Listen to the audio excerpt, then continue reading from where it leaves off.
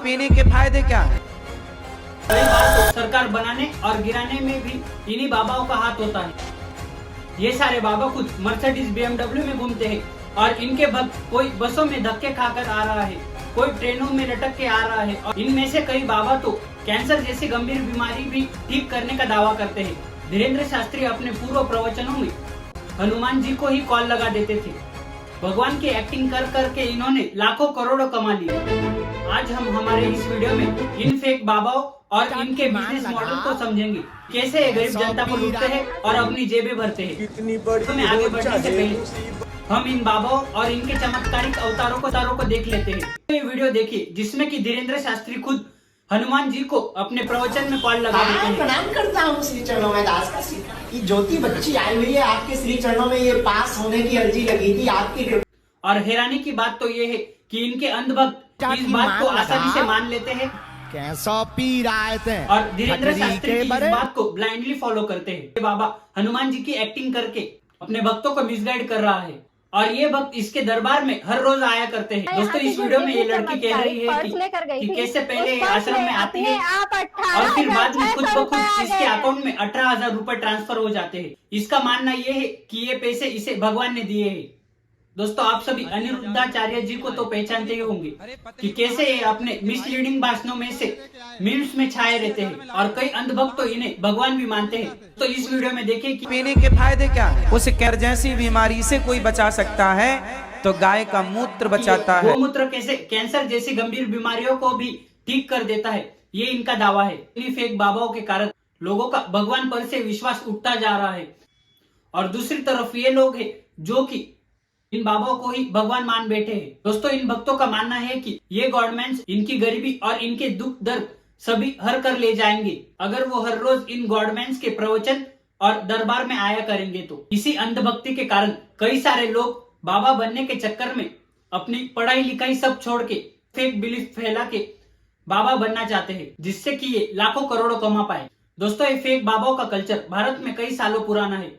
इस अंधभक्ति और इनके भक्तों के कारण कई बाबाओं ने तो हजारों करोड़ कमा लिए और अपने भक्तों के नजर में भगवान बन गए। इन बाबाओं की लिस्ट में कई सारे नाम हैं, जैसे कि आसाराम बापू जिनके पास 10,000 करोड़ की वेल्थ है और जिनकी संस्था के अंडर 400 से ज्यादा आश्रम और हजारों लाखों एकड़ जमीन और इतनी सारी संपत्ति में 90% इनके भक्तों का कंट्रीब्यूशन है, जो कि खुद गरीब रहकर इन बाबाओं को हजारों करोड़ की संपत्ति दान में दे गए। तेरा सच्चा सौदा के राम रहीम बाबा जिनके पास भी 1,500 करोड़ की संपत्ति है और एक मैसिव फॉलोअर बेस, जिसी के चलते वो कई सारे म्यूजिक्स और फिल्म्स प्रोड्यूस कर चुके हैं और अपनी अय्याशी भरी जिंदगी को और अपने भक्तों के सहारे चला रहे हैं। इसके बाद स्वामी नित्यानंदा जिसके पास भी 1,500 करोड़ की संपत्ति है, कई सारे इंटरनेशनल डोनेशंस। इसी बैकअप के चलते स्वामी नित्यानंद अपनी खुद की कंट्री स्थापित करना चाहता था जिसका नाम वो यूनाइटेड स्टेट्स ऑफ कैलासा रखने वाला था। और आगे इस लिस्ट में निर्मल बाबा, अनिरुद्धाचार्य इन सब के नाम है जो कि अपने अंधभक्तों के विश्वास पर हजारों करोड़ की संपत्ति कमा चुके हैं और अपने आप को भगवान के बराबर कंपेयर करने में लगे हुए हैं। तो इन सारे बाबाओं और इनके काले कर्मों की सजा कई बाबाओं को अब तक मिल गई है, जैसे कि आसाराम बापू को 2013 में आसाराम बापू को सेक्सुअल असॉल्ट और man has been given life imprisonment by a court in Rajasthan's Jodhpur। Ram Rahim को भी और क्रिमिनल चार्जेस में लाइफ इम्प्रिजनमेंट की शिक्षा सुनाई गई है, लेकिन इनके बाद भी उनका मैसिव फॉलोअर बेस उनको सपोर्ट करता है, जिससे कि इन बाबाओं को और कॉन्फिडेंस मिलता है तो कुछ भी करे और इनके फॉलोअर्स इन पर आज भी नहीं आने देंगे।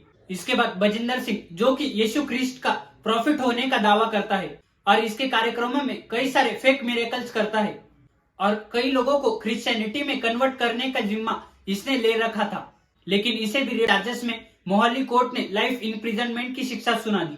इसके बाद राधे माँ, नित्यानंदा ये सब भी जेल आते जाते रहते हैं।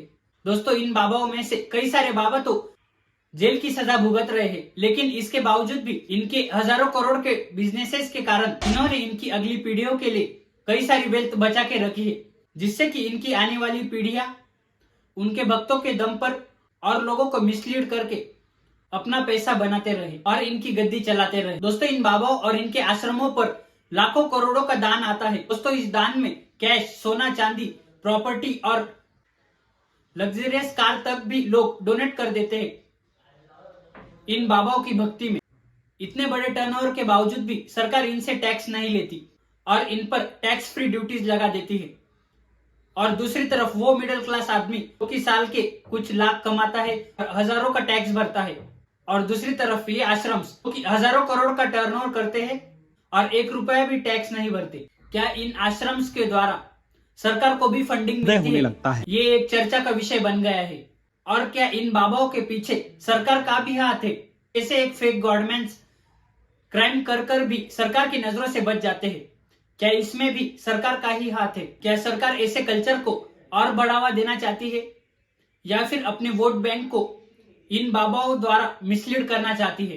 दोस्तों, बाबा राम रहीम जो कि डेरा सच्चा सौदा के संचालक है, उन्होंने कई बार सरकार बनाने में अपनी मदद दी है और कई बार तो सरकार गिरा भी दी है उनके मैसिव फॉलोअर्स बेस के कारण। एक इंसिडेंट ले लेते हैं जिसमें कि एक कथा के दौरान धक्का बुक्की हुई और उस स्टैम्पेड में 40 से 50 लोगों की मौत हो गई। सूरजपाल सिंह जो कि नारायण साकार हरि बोले बाबा, जिसे लोग भगवान मानते हैं और वो एक महादेव का अवतार है, ये समझते हैं। भगवान है क्या वो? और कौन है? हाँ, नारायण साकार हरि। वो एक कथा का आयोजन करता है जिसमें कि 2.5 लाख से ज्यादा लोग आते हैं। कथा खत्म होने के बाद इसी सूरजपाल सिंह की पैरों की धूल को उठाने के चक्कर में धक्का बुक्की करते हैं और स्टैम्पेड में 40 से 50 लोगों की मृत्यु हो जाती है। इसके बावजूद भी इसके भक्त ये मानते हैं कि इसमें इस बाबा की जरा भी गलती नहीं है, से वो आज भी अपना भगवान मानते हैं। दोस्तों, इसी इंटरव्यू को ले लेते हैं कि इसी भोले बाबा के भक्तों को ये प्रश्न पूछा गया कि आपको क्या लगता है कि इसमें सूरजपाल सिंह की गलती है या अपने नहीं? आपको भाग्यशाली मान रहे होंगे कि कल मैं यहाँ पर नहीं पहुँच पाई। बेटा, हम भाग्यशाली नहीं मानते, हम दुर्भाग्य मानते हैं जो यहाँ नहीं आए, और इसी में मेरी भी मौत हो जाती, मुझे बड़ी सुख है। परमात्मा है, गुरु तो 2 हाथ पैर वाले होते हैं। ये परमात्मा है, पूरे ब्रह्मांड की रचना है, जिसने पूरे ब्रह्मांड की रचना की है। नारायण साकार हरि परमात्मा का कानून पूरे ब्रह्मांड में। और स्वर्ग न मिलने के कारण वो अपने आप को दुर्भाग्यशाली मानती है। दोस्तों, इससे हम इन बाबाओं का मैनिपुलेशन और कैसे अपने अंधभक्तों को कंट्रोल करते हैं समझ आता है।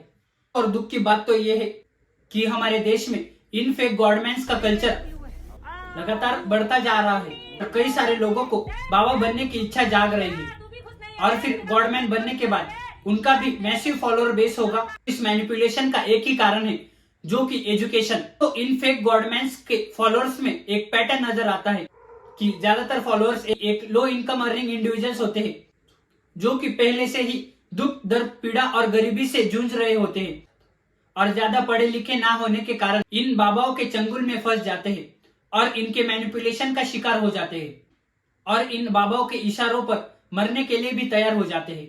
इसी कल्चर को रोकने के लिए एजुकेशन एक बहुत बड़ा हथियार हो सकता है। इस पर सरकार को कठोर कदम उठाने होंगे और इन फेक गवर्नमेंट्स के कल्चर को खत्म करना होगा।